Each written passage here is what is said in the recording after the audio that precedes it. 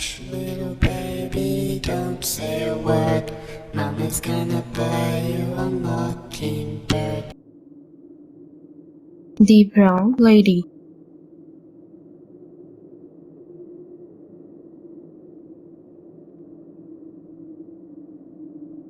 Probably the most famous and most authentic of all ghost pictures. The Brown Lady would be the Lady Dorothy Townsend, living in Norfolk, England in the early 70s.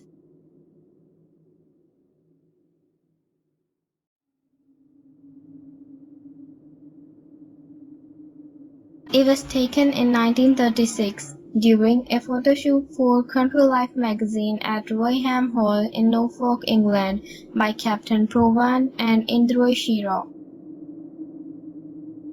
The photographer saw her coming down the stairs and began yelling to Shira, who couldn't see anything, and thought he was delusional. She is known as the Brown Lady due to the reports of the spirit being seen wearing a brown brocade dress.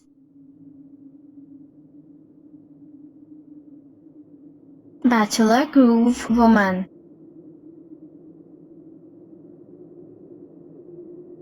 This photo was taken during an investigation of Bachelor's Grove Cemetery near Chicago by the Ghost and Research Society on August 10, 1991, using black and white photos with a high-speed infrared camera in an area where the group had experienced some anomalies with their ghost hunting equipment.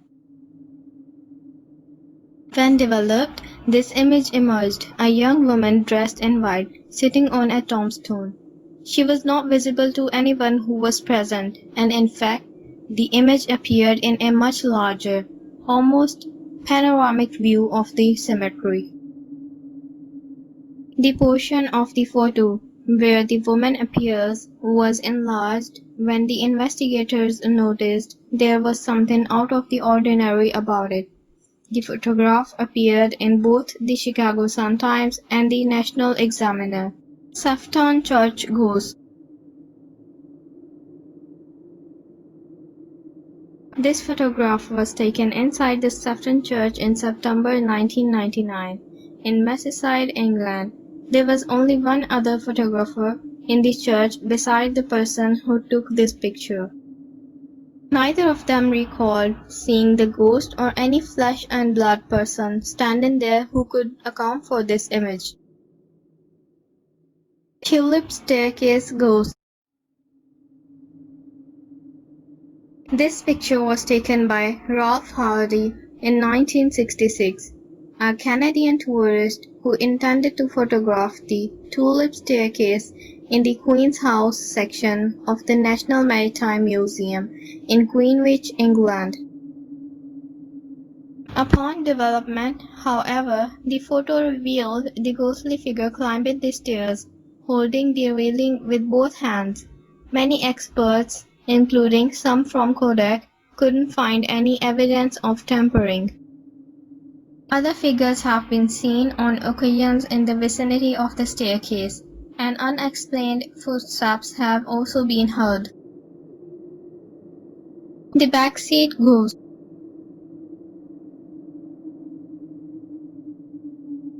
In 1959, Mrs. Mabel Chenery was visiting the grave of her mother in a British churchyard and took a photo of her husband, who was waiting alone in the car.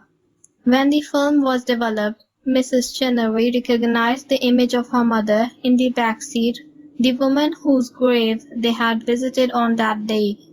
A photo expert examined it for a British newspaper and declared the photo to be authentic. The Ghost of Boot Hill Cemetery.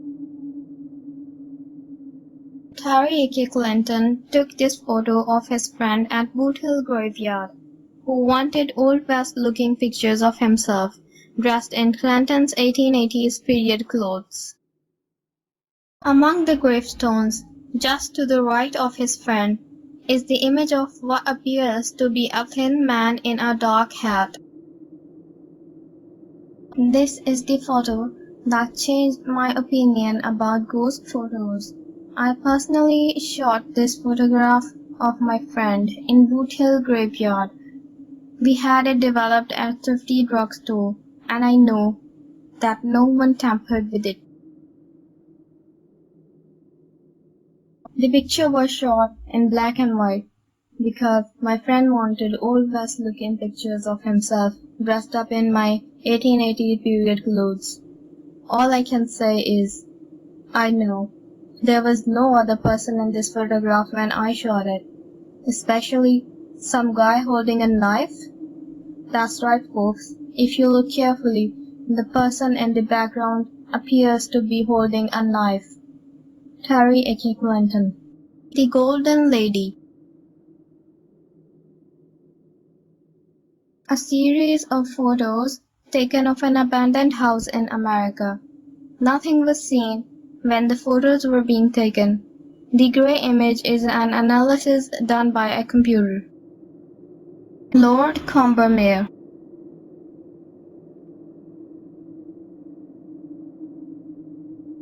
Sable Corbett took this photograph of the Combermere Abbey Library in 1891. The figure of a man can be detected in the chair to the left. It is believed to be the ghost of Lord Combermere, a British cavalry commander in the early 80s.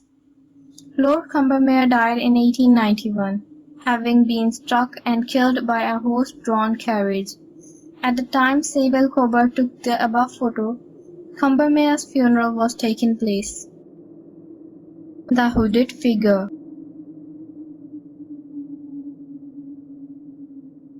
This photo shows a tall, hooded figure floating on the steps of the altar at Newbury Church in North Yorkshire, England. The photo was taken in 1963 by the Reverend K.F. Lord, who was photographing the front of the sanctuary. He reported that he saw no such figure at the time of his visit.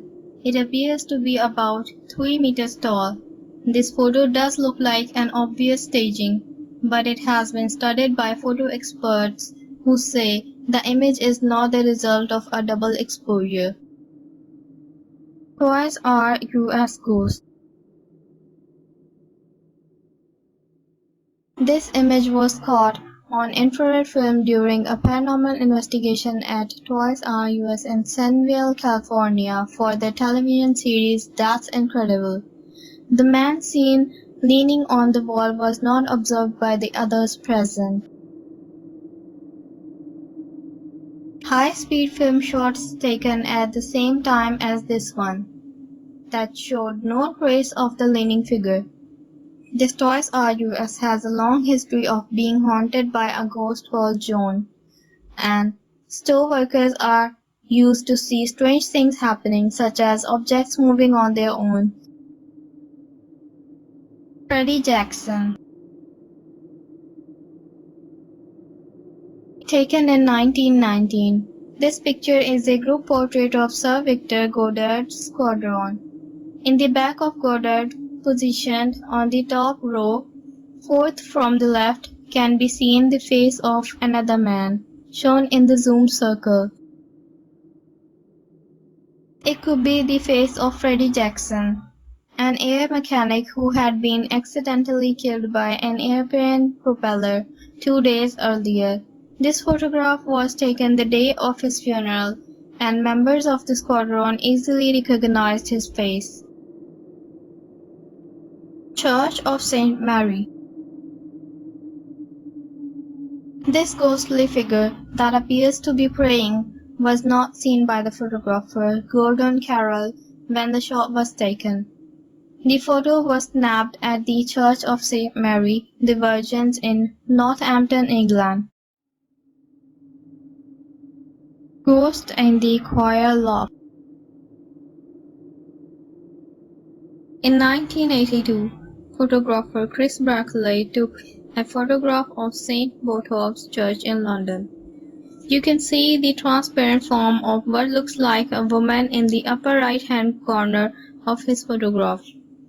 According to Brackley, to his knowledge, there were only 3 people in the church at the time of the photo was taken, and None of them were in the loft. Ghosts of the SS Watertown. In 1924, James Courtney and Michael Meehan, crew members of the SS Watertown, were killed by gas fumes. The sailors were buried at sea off the Mexican coast. For several days thereafter, the ghostly faces of the sailors were clearly seen by the other members of the crew in the water following the ship, which caused an uproar. When the faces again appeared in the water, the ship's captain, Keith Racey, took 6 photos, then locked the camera and film in the ship's safe. When the film was processed by a commercial developer in New York, 5 of the exposures showed nothing but sea foam, but the 6th showed the ghostly figures of the dead seamen. The negative was checked by the Burns Detective Agency and revealed no tampering. Borley Rectory Writings. The Borley Rectory writings on the wall is one of the most interesting manifestations of the famous Borley Rectory hauntings, which was probably the first case of ghost hunting in the history. They believed the writings had come from a young deceased Catholic woman who wanted her body to be discovered and receive a proper Christian burial ceremony. She was trying to communicate with Marianne, wife of Reverend Lionel Foster, the couple living in Victory in October 1930. We can read Marianne, please help get, and Marianne, light mass prayers. Marianne wrote that she couldn't understand some of the writing. If you want to hear more stories from us, then please support us by subscribing to our YouTube channel and press on the bell icon to get notified on every upload.